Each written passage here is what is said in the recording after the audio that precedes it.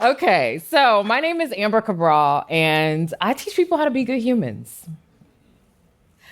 What that essentially comes down to is I work with a lot of well recognized brands on something that is a pretty consistent challenge day to day.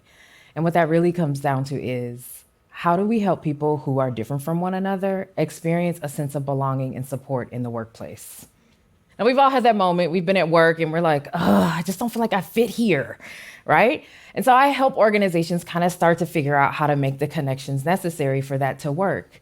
Now, support sounds easy. Like, we think we can just do that because we do it all the time. We support people we love and care about. We support people that we think we understand, even if we don't know them. But when it comes to people that we don't know at all or we don't have that connection with, well, then we kind of get a little weird about it. And what we really need to do is pay attention to those differences because there's magic in those differences. There's something in there that we actually have an opportunity to learn and grow from. But we've kind of been taught to politely ignore when we're different from one another. We don't actually pay attention to it. And here's the thing, differences are inevitable.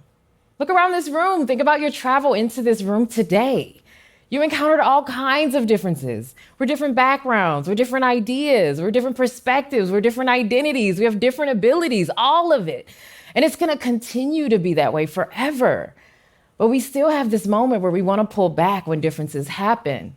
And what I wanna encourage you to do is instead of pull back, maybe take a moment and notice those differences. And not so that it's awkward or weird. You know, we try to do that thing where we see a thing, but we try to act like we don't see the thing. Like, don't do that, right? But definitely, please, let's be aware of the differences because the magic that's in those will help us move forward. And I'm gonna give you some techniques based on, just my own study and my own learnings that I think will help you be able to bridge some of those connections as we move forward.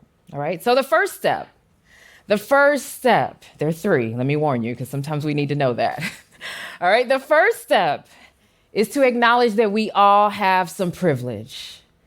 Now, that word might have landed on some of you like, ugh, right? But really, and I want to demonstrate it for you for just a moment. Did you wake up this morning with hot, clean running water? Did you think about it? Did you wonder if your shower was going to be your ideal temperature or if you'd have clean water for your morning coffee or tea? Likely the answer is no, for most of us in this room. But I think we can all agree that access to water is indeed a privilege. In fact, a little more than a quarter of the world's population does not have access to safely managed drinking water at home. So while it might be our norm,